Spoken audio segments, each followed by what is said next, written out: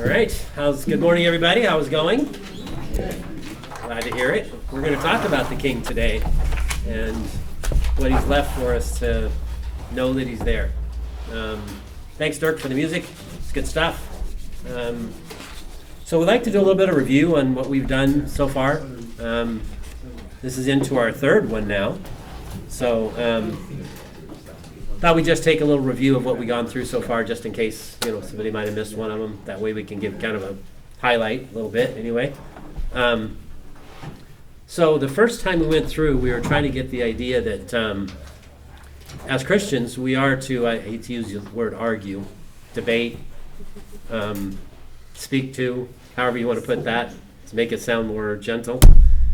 But we are to try to persuade people that the gospel's true, God does exist, and I believe that the Bible leaves us verses for that.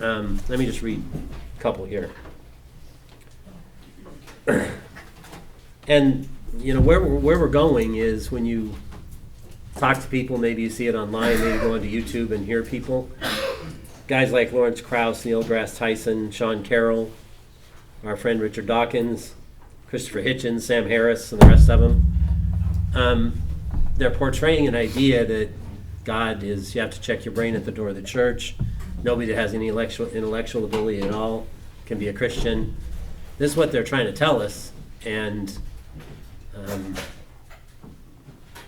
there's plenty of evidence to the fact. We're going to go through some of it today, but let me just read some of the verses that tell us that we're to, I don't want to use the word confront, however you want to put that, but Romans 1:21. For although they knew God, they did not honor him as God to give thanks to him, but they became futile in their thinking, which I think is very true, and their foolish hearts were darkened.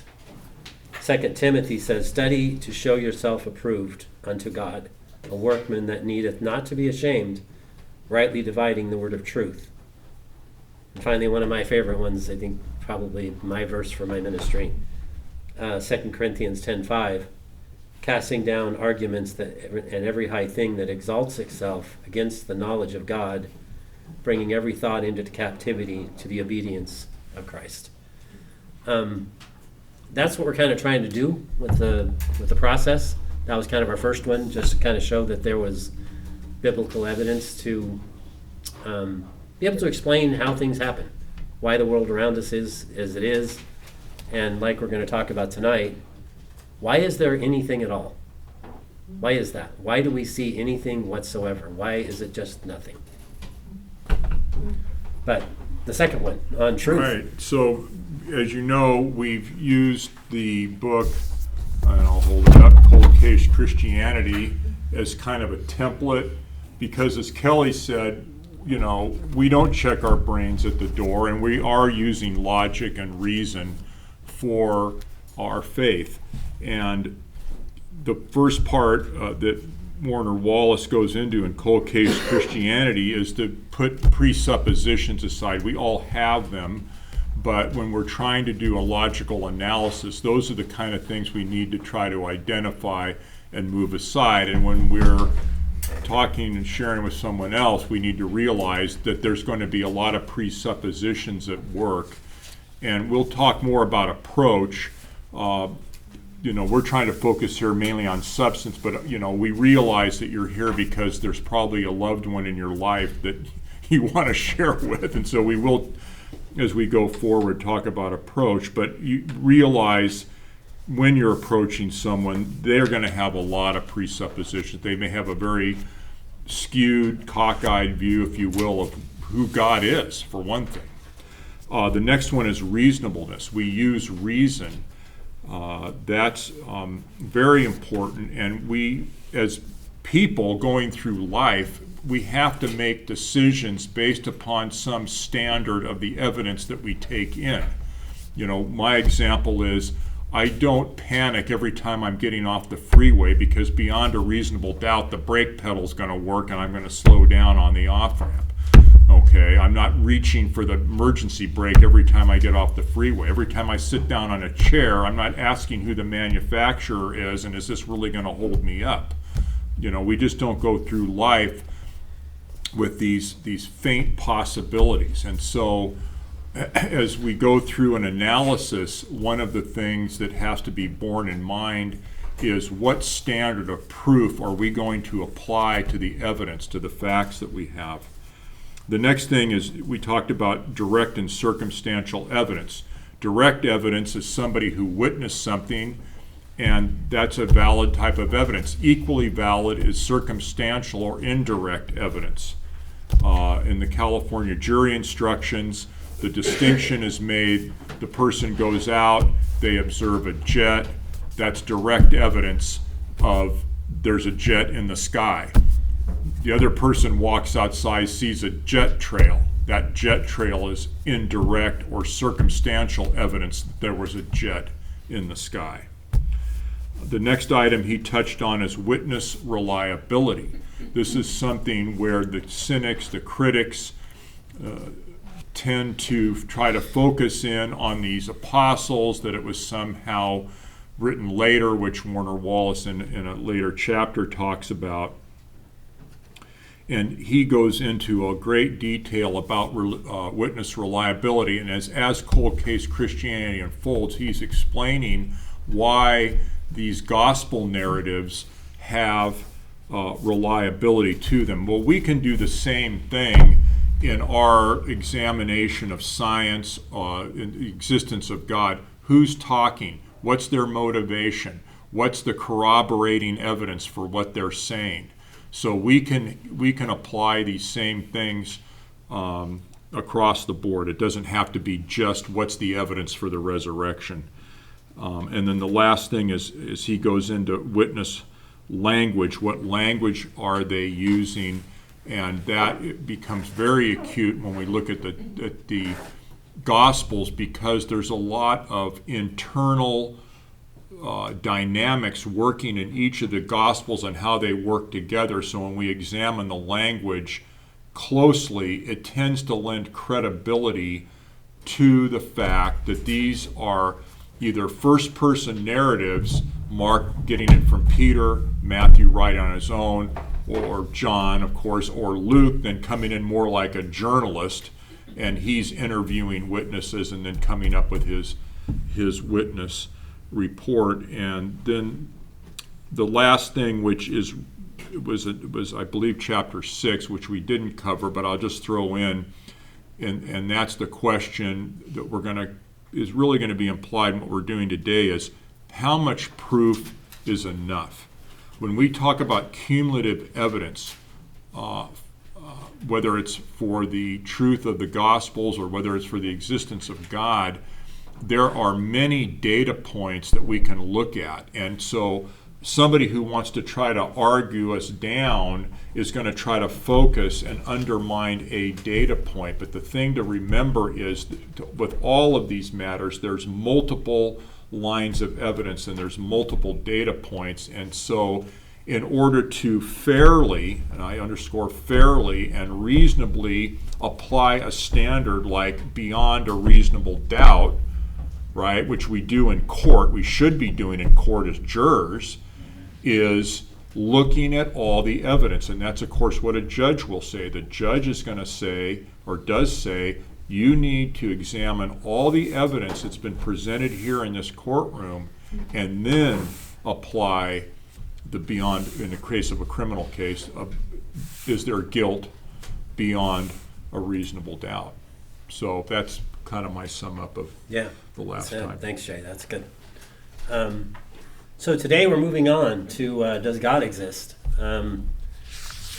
This is going to be at least a 2-part, maybe 3-part, 3 months, should I say. I keep saying weeks, but it's months. And we're probably going to go 3 months into this because there's a lot of data that goes into this, a lot of supposition, like the guys that I talked about earlier, Hitchens and DeGrasse Tyson and Sean Carroll and all the rest of them. They all have these ideas that how you can get around to the existence of the universe minus God, whether you want to call it God or supreme being, first cause, whatever you want to call it. They're trying to come up with evidence and routes around it. But like Jay was sharing, what we're going for, we're not going for the beyond possible. We're going for reasonable. We're going for what we can actually examine, what we can actually prove. And I think once you go down that road, I believe the verse I'm about ready to read starts becoming exactly what you would expect to be, and we'll talk about that. But let me read the verse, because we want to do this from the biblical text. We want to make sure that everybody knows this biblical text is accurate, and we're going to talk about how accurate it was as soon as I get done reading. Genesis 1, if you want to follow along. In the beginning, God created the heavens and the earth. The earth was without form and void, and darkness was on the face of the deep. And the Spirit of God was hovering over the face of the waters. Then God said, "Let there be light," and there was light. God saw the light, that it was good, and God divided the light from the darkness. God called the light day, and the darkness he called night. So evening and the morning were the first day. Then God said, "Let there be a firmament in the midst of the waters, and let it divide the waters from the waters." Thus God made a firmament, and divided the waters which were under the firmament from the waters which are above the firmament. And it was so.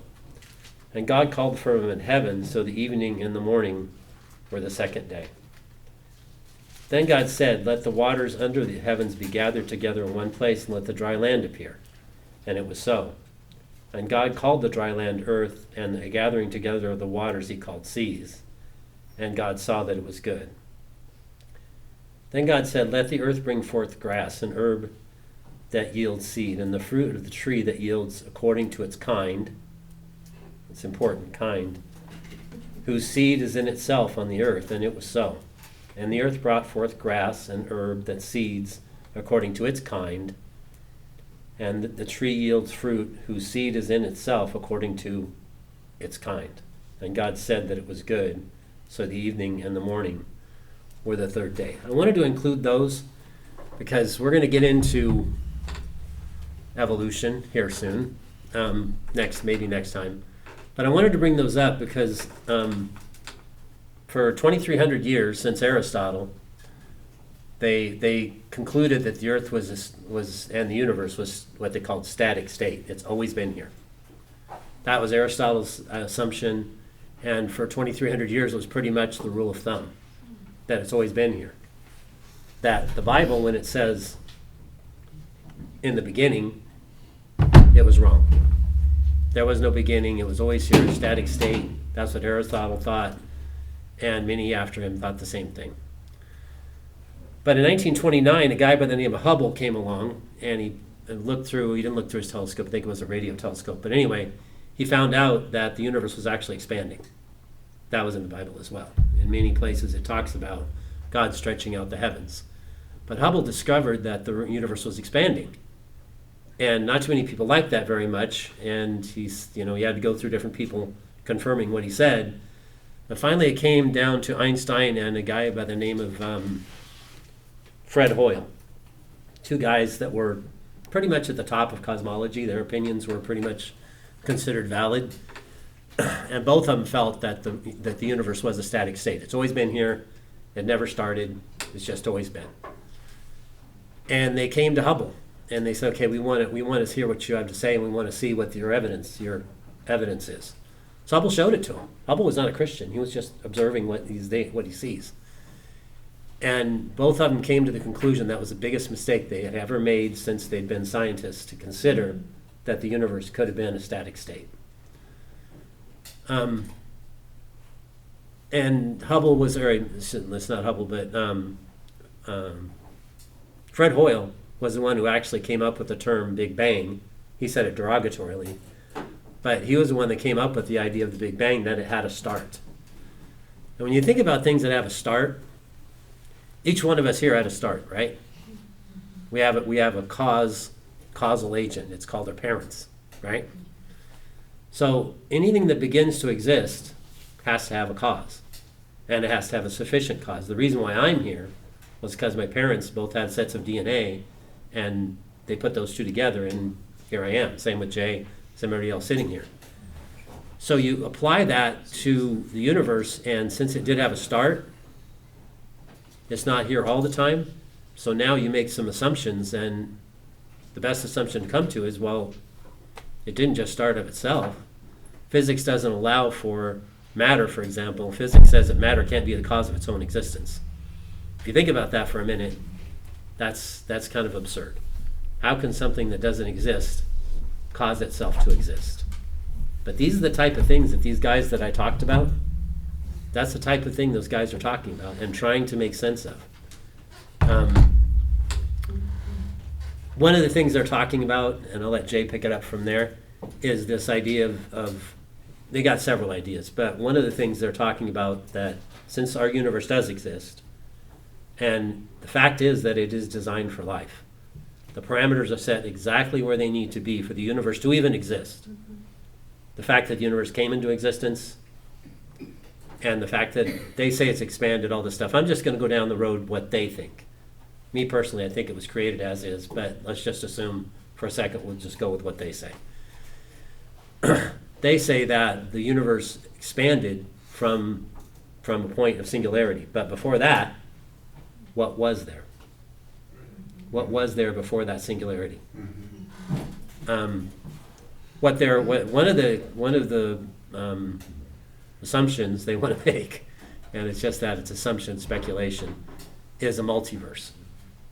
And I'm going to let Jay pick up on the multiverse. You want to address Sure. that, Jay? Yeah.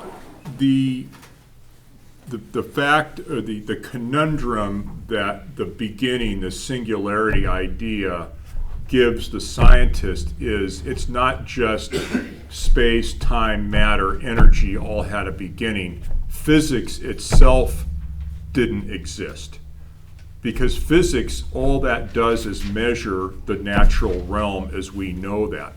All, science, if you will, is about measuring what is. And so once there's an acknowledgement that there's something beyond what is, beyond physics, beyond science, beyond nature, you're then pointing to what we call the supernatural. And so we have evidence that points to this, and then the rationale then comes about of, well, somehow independent of a deity, because remember what the motivation is here, and that's going back to what Wallace said. What's the motivation for someone into scientism versus just science, trying to create almost a theology out of science, a scientism? What's their motivation? It's to avoid a deity. It's to avoid the pater we sang about earlier.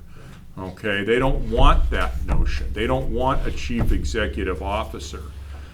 But in their haste, in my opinion, to try to come up with a rationalization, they've said, well, they've looked at this concept that there are infinite numbers of universes and that we are just one of them.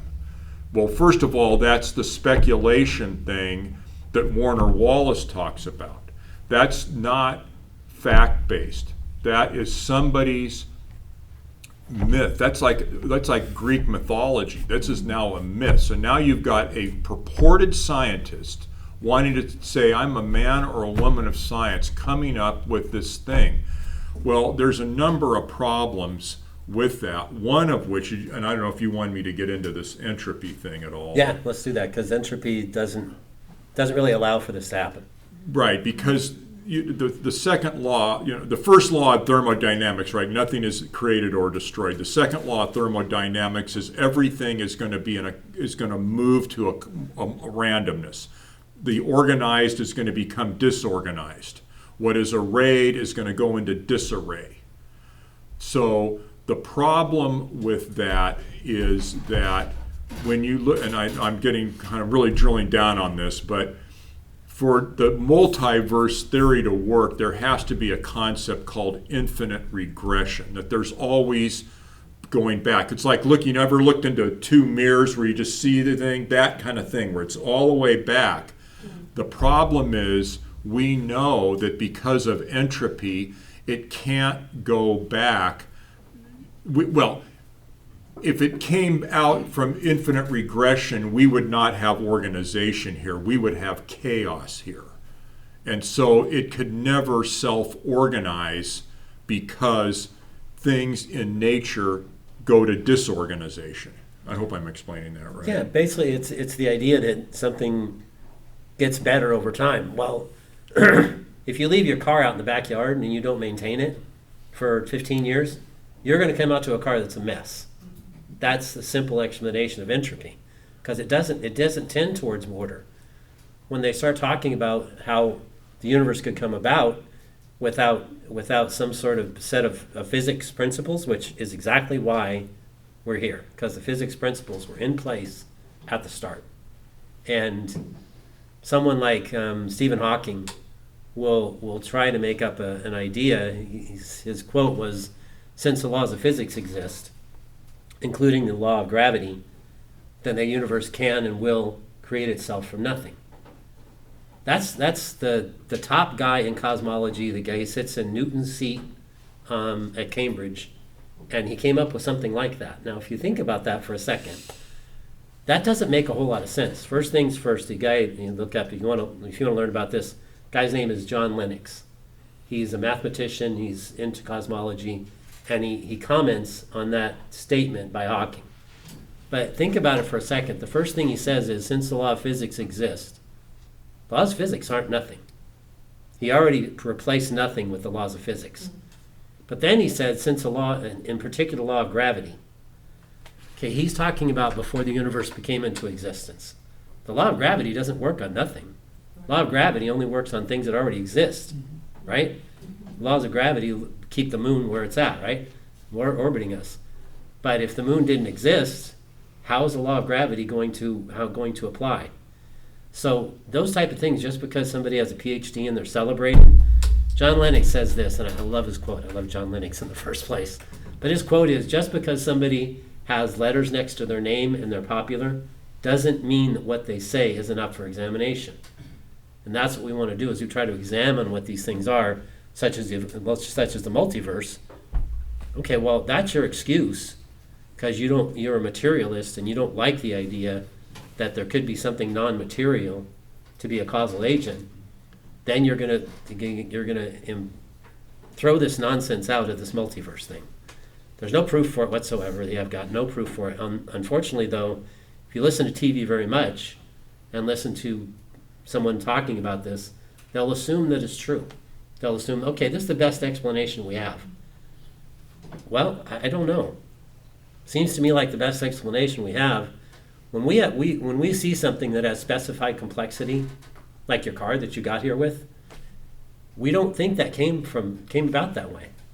We think it came about because there was a designer, there was an architect, there was an engineer, there were technicians, maybe mechanical ones, but that's how we assume that car got here, right? That's how we assume it. If another one that, let me take a few minutes here.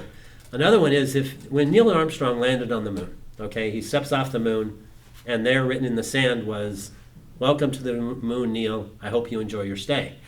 Would anybody in their right mind think that just an asteroid hit the moon, the spinning motion of the moon, that it has sand, maybe a solar wind, could have possibly put that greeting in the sand? Nobody thinks that. They know that messages that contain information in them come from the mind. We know that. We're going to get into that next time around. We start talking about life and DNA. But it also applies when we look at things that are designed for life, such as the universe is. It's got settings. We won't go into all the settings. There's a bunch of them. You can look them up. It's called the anthropic principle. But that principle is laid out by the fact that somebody set things up to work the proper way. And if they didn't, we wouldn't be sitting here talking, right? What was our next? Well, if I can just add to that, Yeah. Warner Wallace makes the point that, back to the presupposition thing we started off with, the presupposition is that if there's supernatural, I will reject that alternative. So the importance in my mind of the beginning, or one of the important things, that there was a beginning and that there had to be a cause points to the supernatural. So for somebody to say, I'm going to reject anything that is not material, anything that is outside of nature, the problem with that is it's ignoring that there was a beginning and there had to be a cause outside of time and space. That's the problem with their argument. So we know scientifically that there was a beginning. This thing has been worked back. Now, whether you're an old earther or a new earther, the question it's largely irrelevant to this discussion, because they've worked it back mathematically to about 13 billion years. I think it's 13.4 billion years.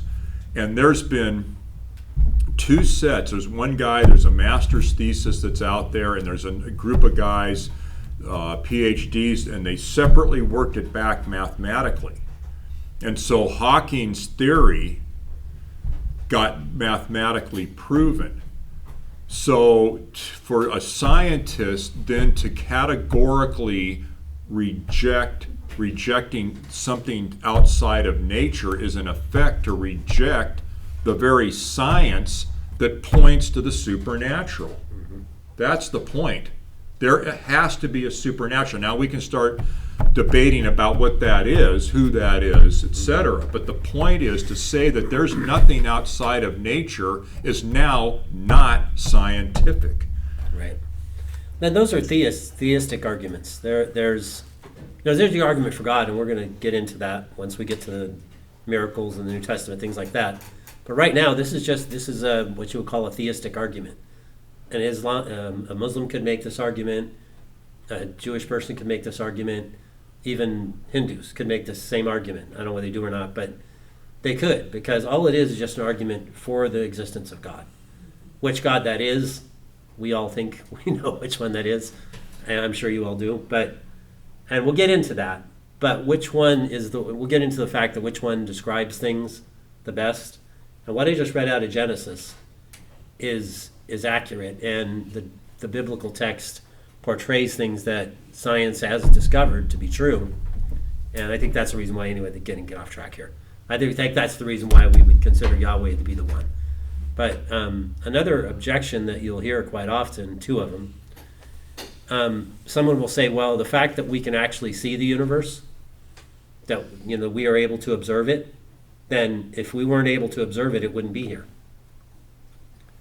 You're arguing in the backwards with that, right? Because you're saying that the effect, us, is the effect, is the reason why it's here.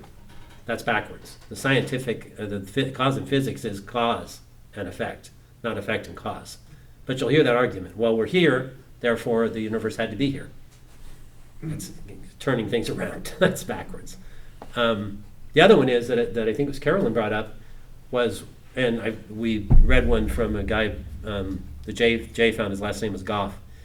Anyway, he says, I have trouble believing in a good God when what we see around us is pain and suffering, evil in the world. That's a decent argument. I think it is a decent argument. The problem is that if somebody makes that argument, they haven't really read the text very well, because Genesis 1 talks about the fact that God set up a perfect world for us to exist in.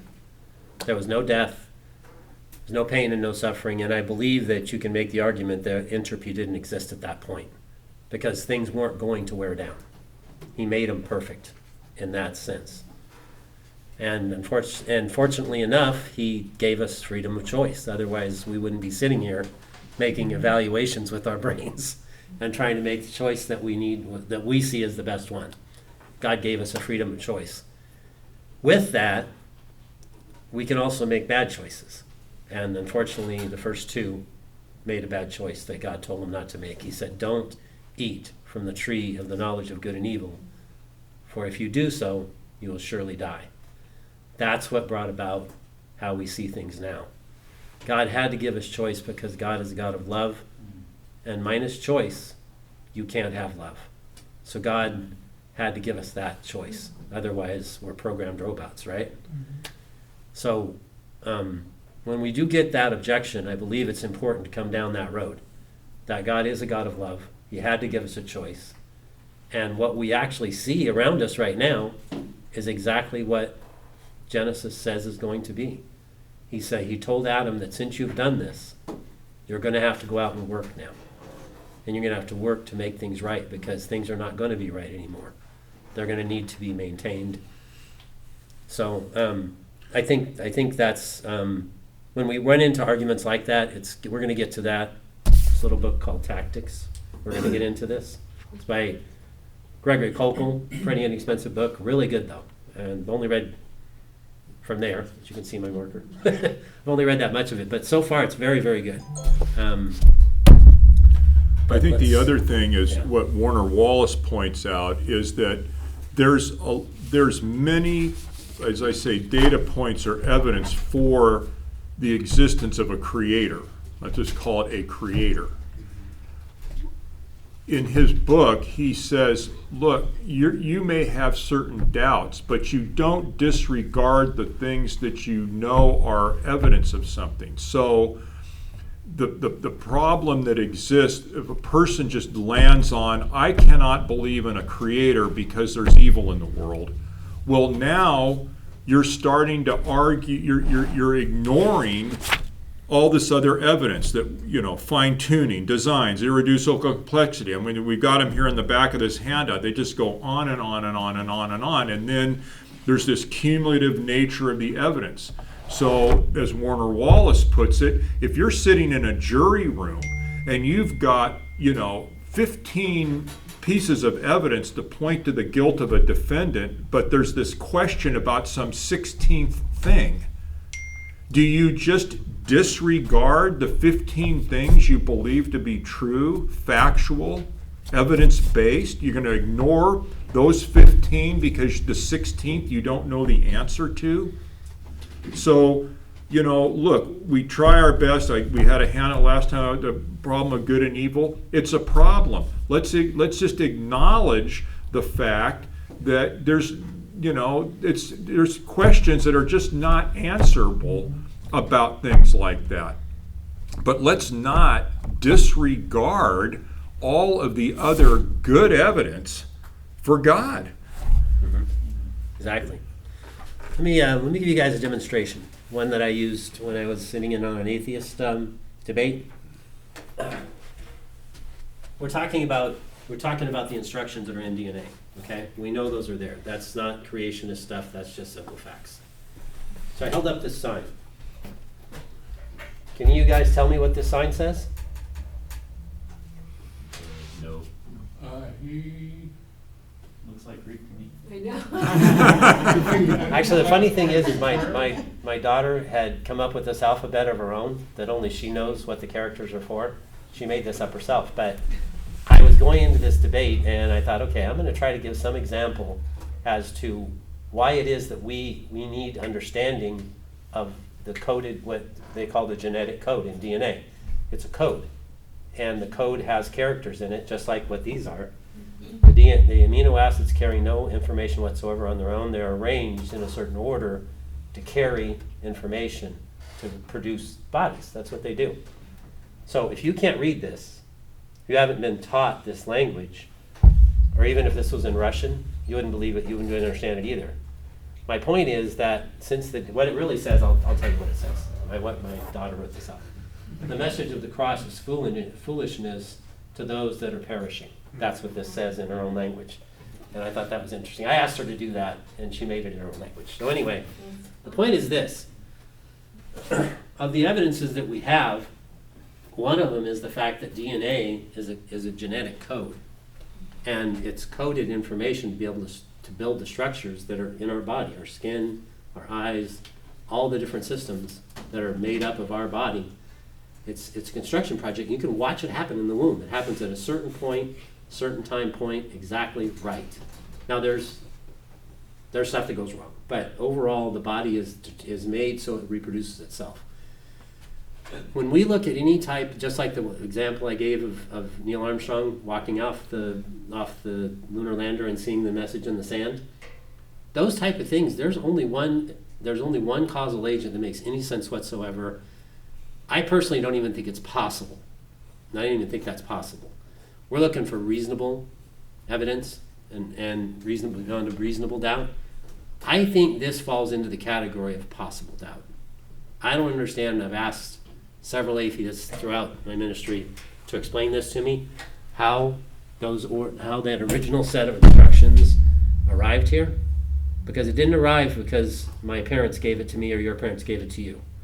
That's how it arrived with us. But if you go back far enough, and it's not really very far, according to population, I think we won't get into that right now. But if you go back far enough, the first two got those instructions from somewhere. Where did they get them from? Can instructions come from a random process? An explosion at the Scrabble factory? Can that produce instructions? No, they can't. They can't produce instructions. And that's where, when I talk to when I reference those guys, Lawrence Krauss, Neil deGrasse Tyson, those guys, they know this stuff. They're not stupid. They know that's there. And what they're doing is what I said in Romans. I'll read it again, because I forget, and I assume maybe some guys, some of you do as well. But I need to remind it a lot. But Romans says, for although they knew God, they did not honor him as God, to give thanks to him, but became futile in their thinking, and their foolish hearts were darkened. Now, Paul wrote that first century, and it applies today. Because these people that I just named, they're foolish. Because they know the stuff that I just said. I'm not smart. Not to the level these guys are. They've been educated. And they know the things that I said. They know those things are true. I'm not making them up. It's not some fantasy creationist thing. It's just facts.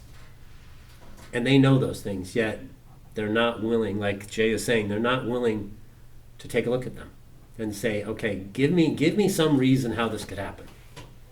That's what you need to do. Any type of hypothesis that you come up with, either atheism or theism, they have to do the same thing. They have to reach into reality, and they have to produce explanations on how that reality came to be. And that particular point and other ones that we're going to bring up, they don't have an answer for that. Why would you keep, I was talking to Carolyn earlier, and when I first started reading the Bible, I wanted to know that it was true, because it was important to me. I wanted to know it was true. And as I went through it, and I went through books that were written by guys that were smarter than I am, had PhDs next to their name, they started explaining things, how things work, and how the best explanation are for things. And I know these guys, Tyson and Dawkins and the rest of them, Lawrence Krauss, I know they can do that. But why don't they? Why don't they want to? It's not about the evidence, because we all have the same evidence, right? What I just went through and talked about, everybody has the same evidence. Everybody has the same one. But how do they look at it? How will they allow their mind to open, to see it? How will they do that? Yeah, the instructions is information. The information had to have a source. It's like being informed. And being informed, the implication is there's an intelligent mind behind it. I was thinking about this. As a matter of fact, Jeff and I were talking about this the other day at Bible study. Remember those calculators? I remember in college we had those HP calculators. That was a big deal, and you could have a calculator that's all ready to go, but it's not going to do anything if there's no software in there. And that calculator is not going to create its own software. You can bang on those keys all day long, and that informing into that machine has to come from outside of it. So the notion that the information that we see in the world around us was created by the world around us is not logically coherent. It makes no sense.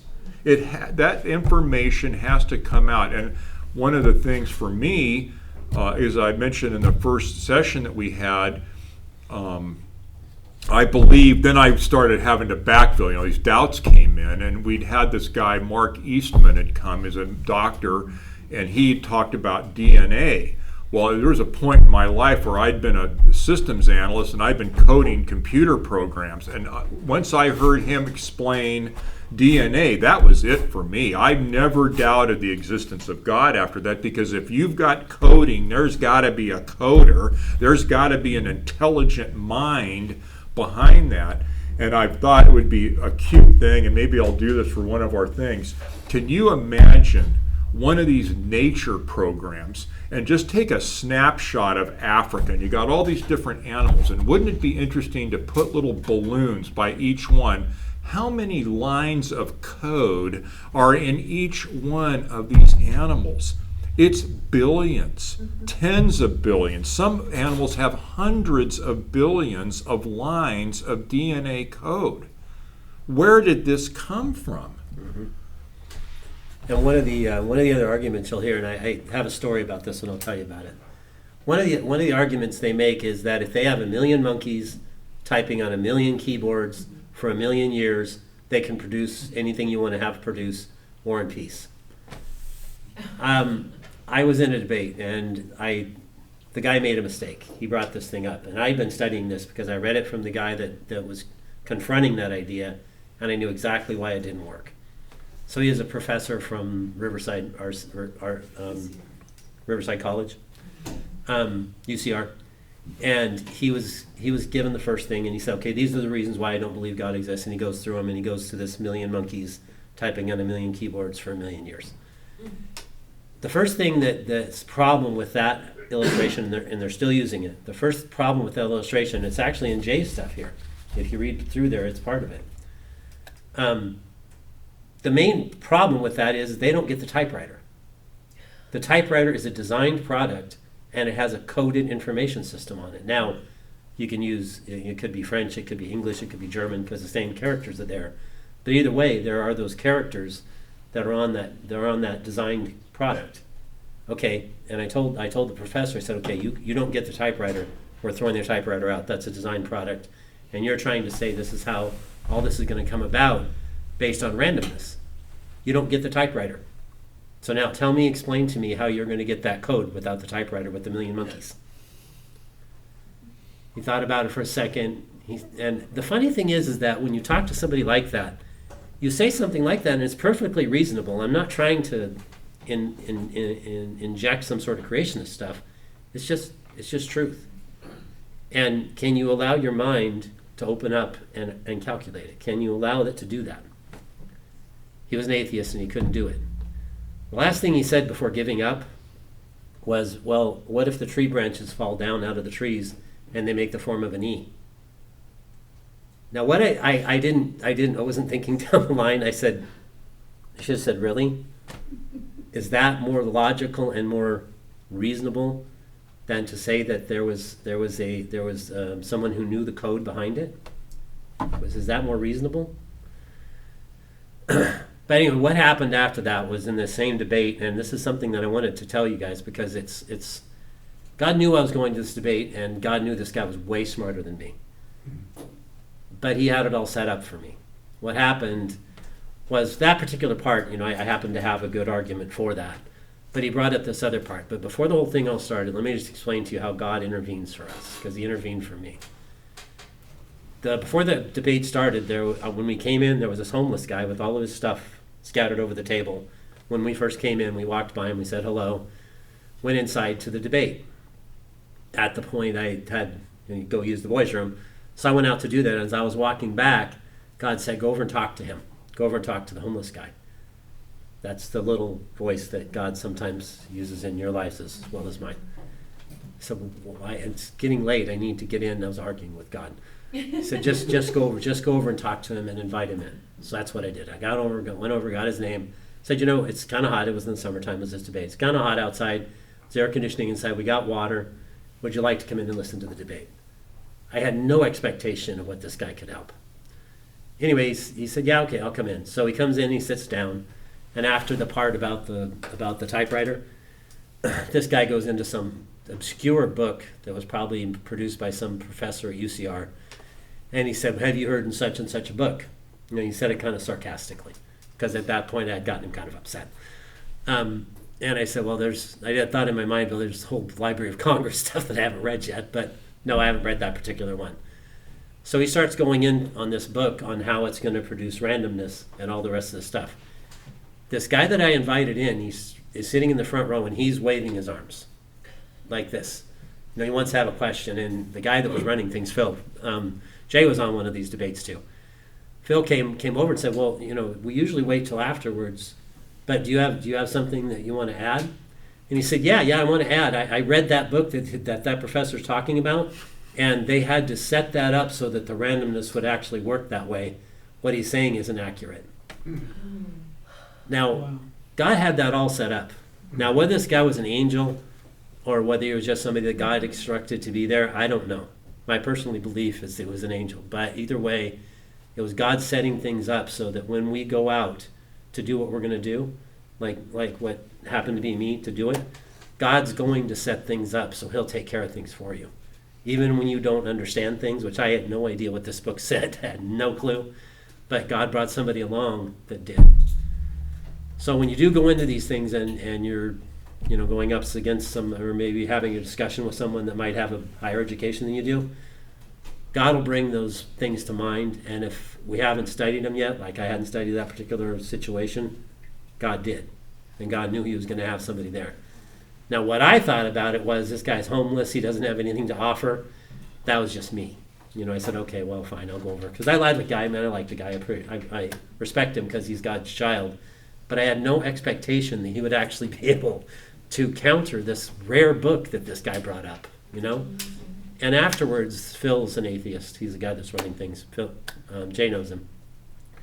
I went over to him and I said, did you catch that, Phil? Did you see what just happened here? He said, no, what are you talking about? I said, well, that guy I invited, God told me to go over and invite that guy in here. And he gave me the look. And I said, he invited him to come in here, and he's sitting there at a table, homeless. This guy brings up this rare book, and the guy that I was supposed to go over and talk to and invite in knew about the book. Now, what do you say about that? Nah, it's just a coincidence. That's what you run into when you run into people that are in the materialistic mindset. But what we think is, and I think you guys think the same thing as I did at the time, thank you, God. Thank you, God, for helping me out because I needed it, and you have resources to be able to do that. Yeah, the thing that comes to mind is that, if we drill down into what the evolutionist is saying, let's get very particular about this. They are saying that organic material came out of inorganic material. In other words, minerals, rocks, right? Inert material somehow caused the instructions to generate organic material, because all organic material had before it decayed instructions. So how does a rock create DNA? I mean, a second grader can track with this. Yeah. Another one that, what's the guy that came up with the idea of irreducible complexity? You remember his name? Michael Behe. Michael Behe. There's this idea called irreducible complexity. We're getting into some stuff here that I hope you guys just write down so you remember it when it comes up. Yeah, we got it. We do have a. Yeah, we have a Jay sent us a handout for it. So Michael Behe is the guy that came up with this, and he's what he's talking about is that evolution is supposed to be this miraculous thing where, as Jay just explained, instructions can come from a rock or some other inorganic material. And Michael Behe is talking about this. He says, okay, I'm going to address this in a certain way. He said, he made the example of a giraffe and the evolutionary process that's going to bring. We're going to get into this a little bit more when it comes around. But he brought up this idea about a giraffe. And he said this giraffe's got this really long neck, and the blood has to get up to the giraffe's head. And it's got a big heart to get it there. Big heart, way bigger than ours. So he said, here's the problem with this situation. When the giraffe bends over to get a drink, all that blood's going to start flowing downhill. And it's going to blow his brains out. What happened is, in his neck, he's got capillaries that close down the blood supply for long enough for this giraffe to get a drink. And then when he raises his head back up, the capillary is open, the blood flow goes back up. He's even got a little compartment in his brain that has enough blood while he's getting a drink to keep him from thinking, in case somebody attacks, an animal attacks him. And Behe's question is this, and it's not just the giraffe. He used that particular example, but his question is this: how long did the evolutionary process take to make the capillaries that are in his neck that close down the blood supply for he can get a drink? How long did that take? You can ask an evolutionist that. How long did that take? They'll probably say something like 1 million years or 2 million years.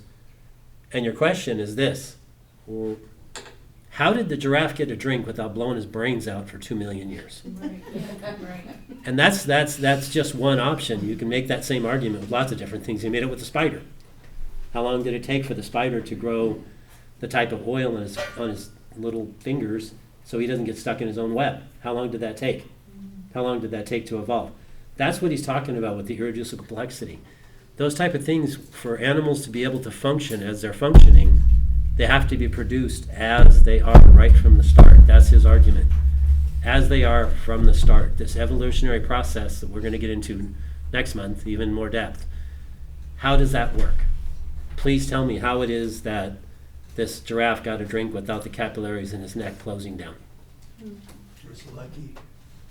Darn lucky, yeah. Darn lucky. Or he had water that was able to raise itself up to his head, right? Well, and if again, their thing is genetic mutation. See, we say God created the giraffe with all the necessary instructions. This gets back to this kinds thing.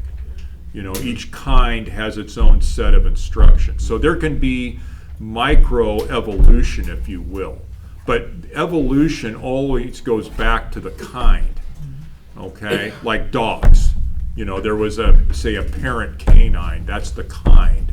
And then all dogs are of that kind. But the evolutionist is saying, well, this giraffe came about through genetic mutations. Well, every one of those mutations had to have its own set of instructions. Because they're not saying the giraffe came with the complete package.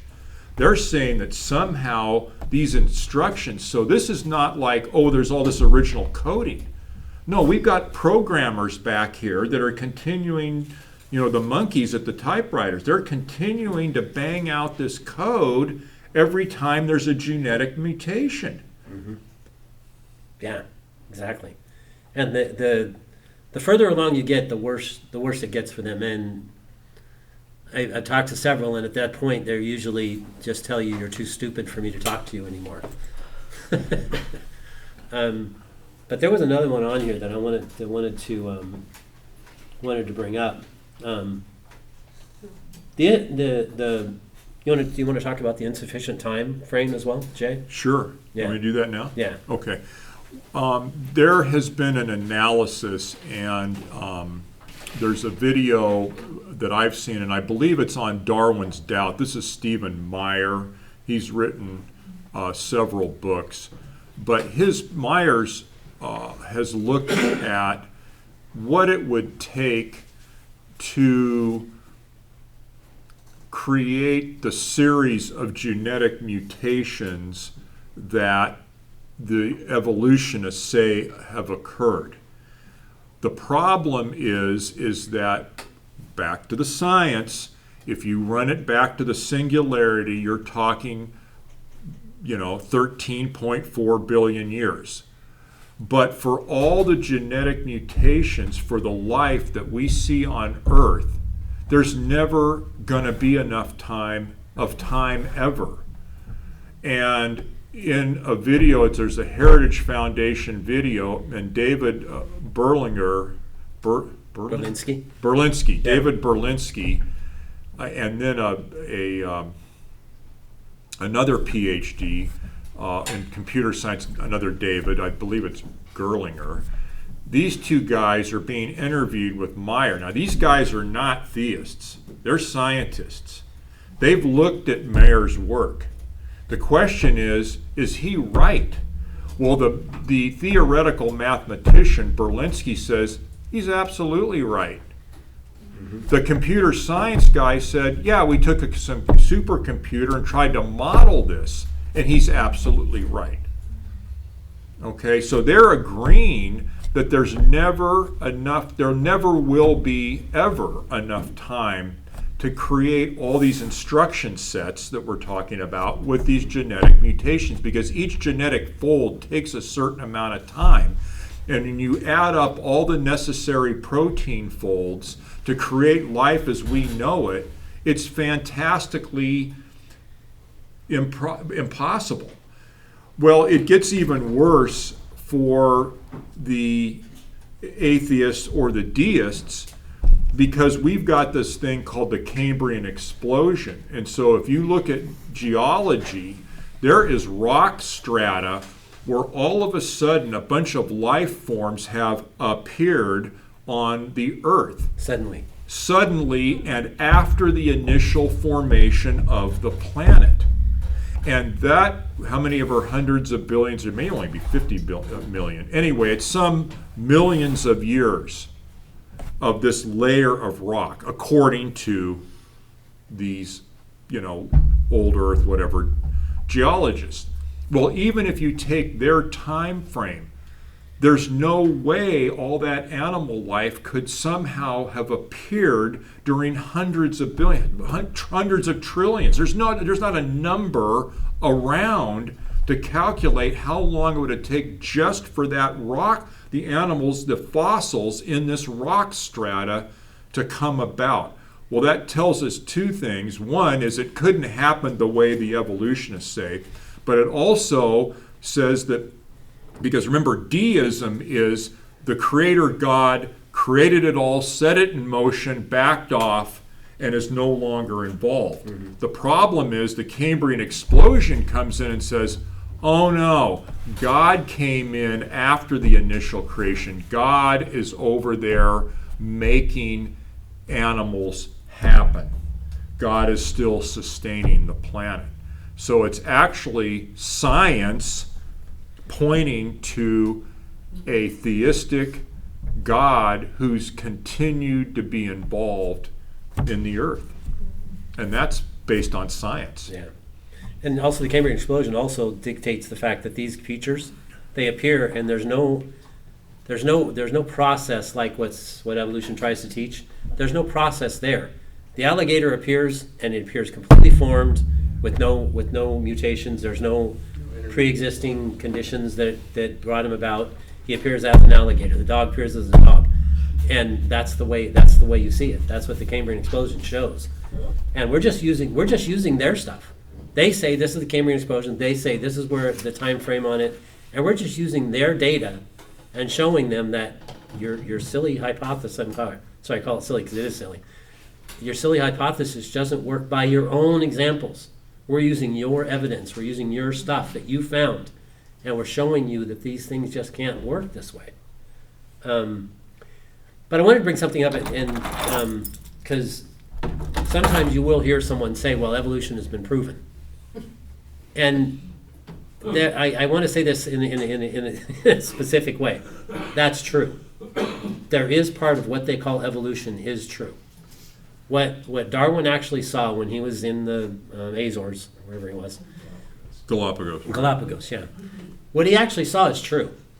The idea that bird beaks might get smaller and bigger, and that could help that particular bird that has a bigger beak or a smaller beak be able to eat and therefore produce more birds of the same kind. Mm-hmm.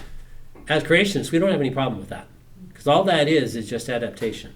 It's not making anything new on the bird. It's just taking that beak, and it might change a little bit. If we measured everybody's nose in here, we'd probably find bigger and smaller noses, right? That doesn't mean anything evolved. That's the same thing. And the other thing that they'll bring up is the fact that the monitor lizards on those islands, some of them would eat on the ground, eat things that were on the ground, and some would eat in the sea. Again, it's the same creature. Now, if they want to call that evolution and they want to say that that's the case, okay, I don't really have a problem with that, because God put adaptation into his product, into the things that he produced. Just like we have adaptation in cars. When the car was made, people think, okay, well, sometimes these people are going to drive it in the rain, so we have to put windshield wipers on it to get the rain off. Sometimes they're going to be in slippery conditions, so maybe we'll make a four-wheel drive car.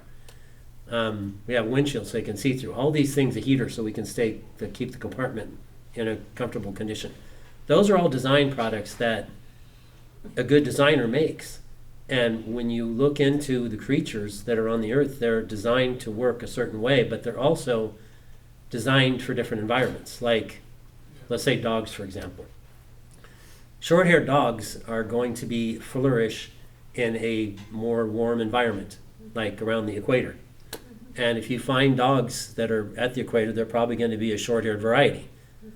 Now, when you move north, the dogs are going to need to have thicker, or you can say polar bear, whichever one you want to say. They have adaptation that's built into them that allows them to be in that environment. Now, what the evolution will try to tell you is that the environment changes what's in the creature. That's what they'll try to tell you. Now, again, that's like a rock trying to say encoding. It doesn't work that way. Again, the most logical and reasonable explanation is that a good designer will make his product adaptable to different environments, and that's exactly what you see. You'll see that dogs can grow thicker fur, maybe have a couple different layers of fur, like my golden retriever has, because his origin place was in Scotland, and it's cold there. So he has different thicknesses of coats on his body. But the thing is, those adaptations, they never produce anything new. That's never, ever been observed. And an animal producing something new, like I said, a giraffe producing scales, feathers. So I should say scales, feathers. You don't see that happen, and that's never been observed. They don't have a single example of a creature having something that wasn't in their genome. You go back as far as you want to look. The animal has certain features, and now an abrupt change happens, and they have new features. That's never been observed. So, and that's what the evolutionists will need. They need something showing not only the origin of life, like we've been talking about, to get more of this, but not only the origin of life, but also the diversification of life. Because the diversification of life requires the same thing. It requires new coding in that existing animal. Right. There's a term, speciation, and speciation is you can have creation of species within a genus. So if you go back to Genesis, it talks about animals of its kind. And so we know scientifically that there are kinds of animals that can give rise to various species or varieties within that kind. Zebras and horses and tigers and regular house cats. They're both cats. They just have changed a little bit. Right. Well, one thing I wanted to bring up, it's kind of at the end here, and we're going to revisit some of these things. I know we've kind of jumped around a little bit, but I think that I'd personally like to leave you guys with before we conclude this is that, as I said towards the beginning, that there's a cumulative nature to the evidence, and there's also the importance of probabilities or lack of probability. You know, this gets down to what is supernatural, what is impossible, what is outside the natural realm. And one of my bones to pick, so to speak, with the scientific community is they are ignoring their class on probability analysis. And you will look at various secular scientists, and the one that comes up is this fine-tuning of the universe. Now, there's different scientists have come up with how likely is it that the planet Earth exists with life on it. In other words, how many multiverses would it have taken to come up with a universe where Earth exists in the way we know it? And one of these people has said, well, it's 1 in 10 to the 220, let me make sure I got it exactly right. This is Goff fellow. 1 in 10 to the 229th power. All right, that 10 to the 229th power is a 1 with 229 zeros behind it. That's what that is. Okay? How many atomic particles are in the known universe? 1 in 10 to the 90th power. So that's what, 139, that's 10 to the 139th multiverses behind that, okay? But the point I want to leave you with is it does not stop there, because you have to start multiplying these fantastically improbable things. How likely is it that, okay, so the planet Earth is here? Well, what's your assigned probability that inert material is going to come up with any genetic code?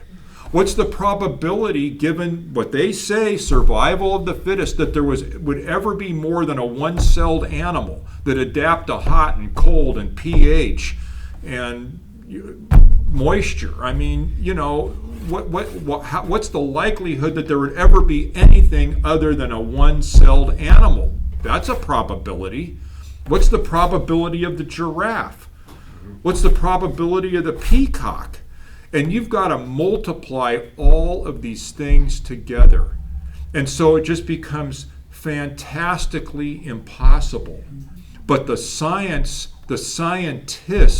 are ignoring their class that they took as sophomores in college. They're totally ignoring this. And so we'll cover this as we go on, but you think, I want to leave you with this thought. You start multiplying these things out, and it becomes absurd. It's laughable how you approach somebody with all of this.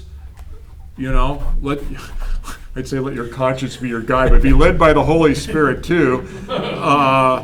You know, but it's a joke.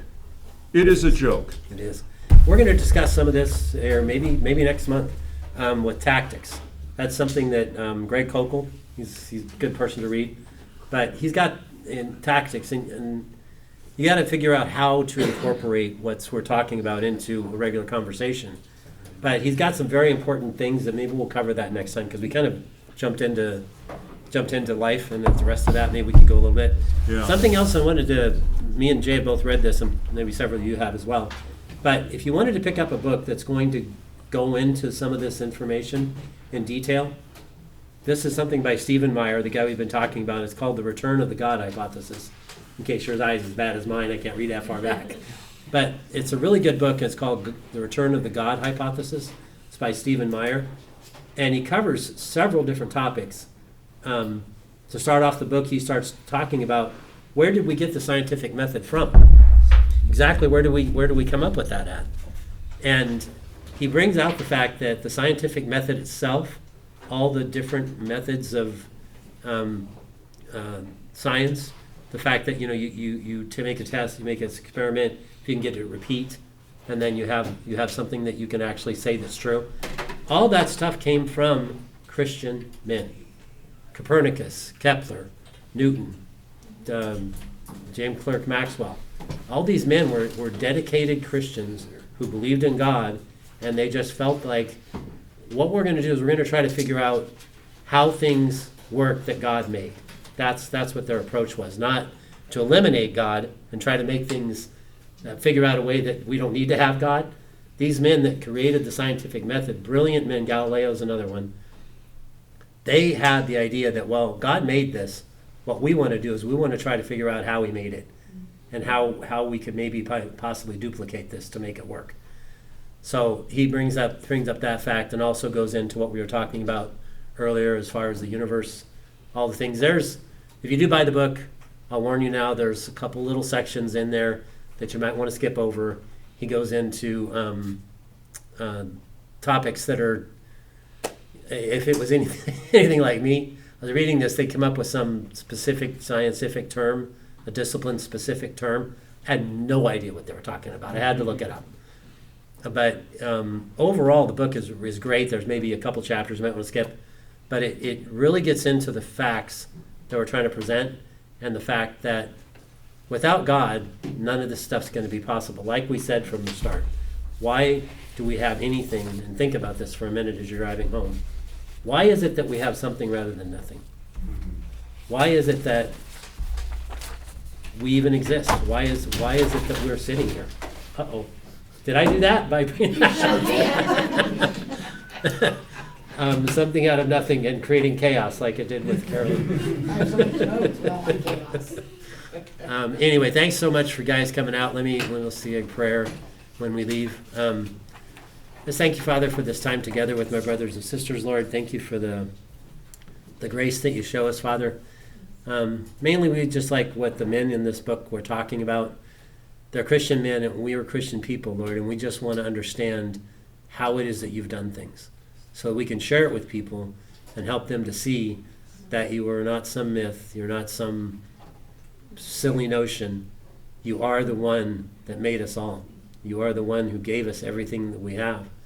And you're the one that says that without you, we can't do anything.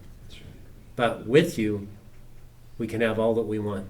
Lord, as somebody said, if we aim at the earth, and you won't get anything. But if we aim at heaven, we get the earth thrown in for free. Mm-hmm. So just help us down that road, Father. Help us to talk with people that have been poisoned by this thing that the enemy has put in place to try to make people think that you don't exist. Just help us with that, Lord. Help us to gracefully talk to people and talk to them the fact that we love them. We don't want them to go where they're going. And just help us with those things, Father. Help us drive home. Keep everybody safe, Father, as they drive home. And just thank you for this time together with all my brothers and sisters. Thank you, Father, for your grace in our lives, and we pray this in your name, Lord Jesus. Amen. Amen. Amen. Thank you. Thanks for coming out, guys.